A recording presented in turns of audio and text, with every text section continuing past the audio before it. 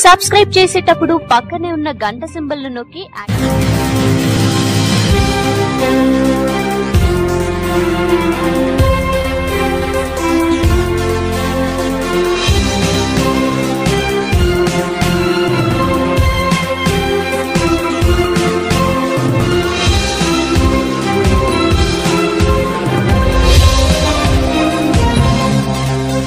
Welcome to పర్కి news. ముందుగా headlines. ఎన్నికలను ధనస్వామ్యంగా మార్చిన రాజకీయ పార్టీలు, ప్రజాస్వామ్యాన్ని కాలువలో తొక్కారన్న సిపిఎం నాయకులు. చంద్రబాబుకు దేశంలో ఉండే అర్హత లేదు, ఓడిపోతానన్న భయంతో ఎలక్షన్ కమిషన్ పై ఆరోపణలు చేస్తున్నారన్న ఎన్వైకే జాతీయ ఉపాధ్యక్షులు.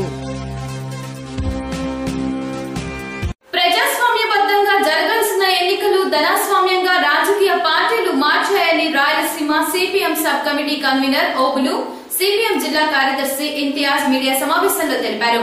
ఈ సందర్భంగా వారు కదిరి సిపిఎం కార్యాలయంలో మీడియా సమావేశాన్ని ఏర్పాటు చేసి మాట్లాడారు. 2019లో జరిగిన ఎన్నికల్లో ప్రధాన రాజకీయ పార్టీలు డబ్బులు, మద్యాన్ని విచ్చలవిడిగా ఖర్చు చేశారని ఆరోపించారు. ఎన్నికల నియమాలను కూడా లెక్క చేయకుండా రాజకీయ పార్టీలు బరితెగించి ప్రజాస్వామ్యాన్ని అపహాస్యం చేశాయని తెలిపారు. కార్యక్రమంలో సిపిఎం పట్టణ కార్యదర్శి జిఎల్ నరసింహులు, సిపిఎం నాయకులు హరనాథ్ రెడ్డి తదితరులు పాల్గొన్నారు.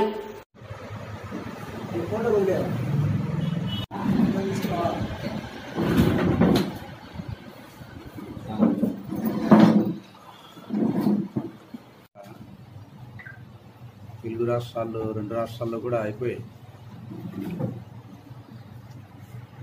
ఈ ఎన్నికల్లో ఇది ప్రజాస్వామ్యంగా కాకుండా ధనస్వామ్యంగా చెప్పుకోవచ్చు. ఈ ఎన్నికల సందర్భంగా ఈ ప్రజాస్వామ్య ఎన్నికలు కాదు, ధనస్వామ్య ఎన్నికలు అని చెప్పుకోవచ్చు.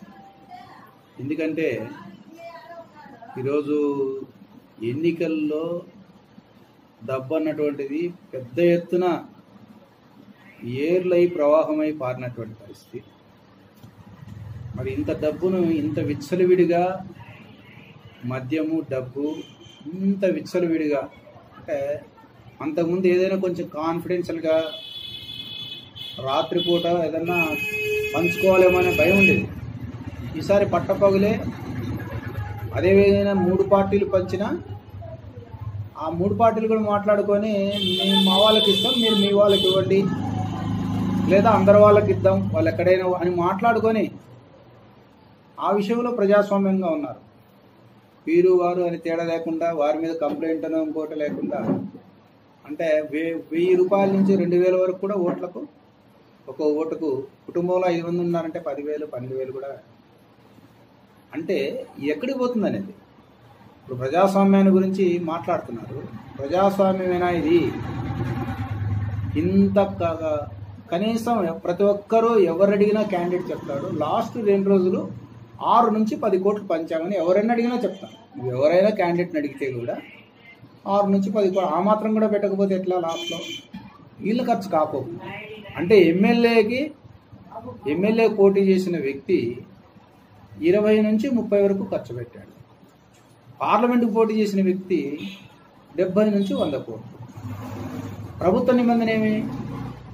ఎమ్మెల్యేకు ఎలక్షన్ కమిషన్ చెప్పేది 28 లక్షలు, ఎంపీకి 70 లక్షలు అనుకుంటా. అది ప్రభుత్వ నిబంధన, ఎన్నికల కమిషన్. మరి ఎన్నికల కమిషన్ ఎక్కడ పోయింది? నిఘాలు ఎక్కడ పోయినాయి? కెమెరాలు ఎక్కడికి పోయినాయి? ఎవరు ఎక్కడ పోయినారు? అందరూ సాఫీగానే జరిగింది. అందరూ అంటే అదేమి తప్పని ఎవరు అనుకోవడంలే. డబ్బు ఇచ్చేవాడు, తీసుకునేవాళ్ళు. అంటే దీన్ని ఈ రకంగా ప్రజాస్వామ్యాన్ని ఒక ధనస్వామ్యంగా ఈరోజు పాలక వర్గాలు ప్రతిపాదన మార్చాయి. దీంట్లో వామపక్షాలు తప్ప అన్ని పార్టీలు దీన్ని ఈ రకమైనటువంటి ప్రయత్నం చేశాయి. ఇది ఎక్కడికి దారి తీస్తుంది అంటే, డబ్బున్నటువంటి వాళ్ళే, అంటే ఎమ్మెల్యే కావాలంటే అతను కనీసం 30 లక్షలు, 20 నుంచి 30 కోట్లు కలిగిన వ్యక్తి మాత్రమే చేయాలి. ఇది ఎట్లా ప్రజాస్వామ్యము? ఎందుకని దానికి ప్రజాస్వామ్యం ఎందుకు పేరు పెట్టాలా? ప్రజలందరూ పాల్గొనడానికి వీలు లేదు, ప్రజలందరూ పోటీ చేయడానికి వీలు లేదు. ధనికులు మాత్రమే, అది కూడా శతకోటీశ్వరులు మాత్రమే ఆ సంఖ్య పెరిగిందని కూడా పార్లమెంట్ లెక్కలు చెప్తున్నాయి. మరి ఇంత విషయాన్ని ఈరోజు మాట్లాడడం లేదు. ఈరోజు తెలుగుదేశం అంటే ఆయన ముఖ్యమంత్రిగా ఉన్నటువంటి చంద్రబాబు నాయుడు ఈవీఎంలు పనిచేయలేదనో, ఈవీఎంలు సక్రమంగా ఓటింగ్ చేయలేదనో చెప్తున్నాడు. ఓకే, ఆ వైఫల్యం ఉంటే 1%, 0.39% ఉంది. 400, 500 పని చేయలేదంటున్నారు. వాటిని మళ్ళీ పనిచేసి ఆ లోపాలు ఉంటే ఎన్నికల కమిషన్ కూడా ప్రజలకు చెప్పుకోవాల్సింది. కానీ ఘోరంగా దీని విషయం ఇంతవరకు ఒక మాట మాట్లాడలేదు చంద్రబాబు నాయుడు అయినా, ప్రతిపక్ష పార్టీ జగన్ అయినా. ఎందుకు మాట్లాడటం లేదు? ఈరోజు ఆయన తమిళనాడుకి ఎన్నికల క్యాంపెయిన్ పోయినాడు. అక్కడే ఒక డిఎంకే అభ్యర్థి ఈ కోట్లతో ఎన్ని కోట్ల డబ్బులు బయటపడితే అది రద్దు చేసింది. ఎన్నికల కమిషన్ కూడా సరైన నిర్ణయం లేదు. అంటే సుప్రీంకోర్టు ఎలక్షన్ కమిషన్ మొటిక్కాయలు వేసింది. ఏమే ఇంత ఘోరంగా జరుగుతుంది, మతాన్ని మరి వాడుకుంటున్నారు, దేశ సైన్య బొమ్మలు ఉపయోగిస్తున్నారు, కులాన్ని ఉపయోగించి ఓట్లు అడుగుతున్నారు, ఏం చేస్తున్నారు అని ఎలక్షన్ కమిషన్ను సుప్రీంకోర్టు ప్రశ్నించింది, మొటిక్కాయలేసింది. అప్పుడు మాత్రమే ఈసీ కూడా స్పందించింది. ఈ విషయంలో ఈసీ కూడా ఎందుకు అంత తాత్సారం చేసింది?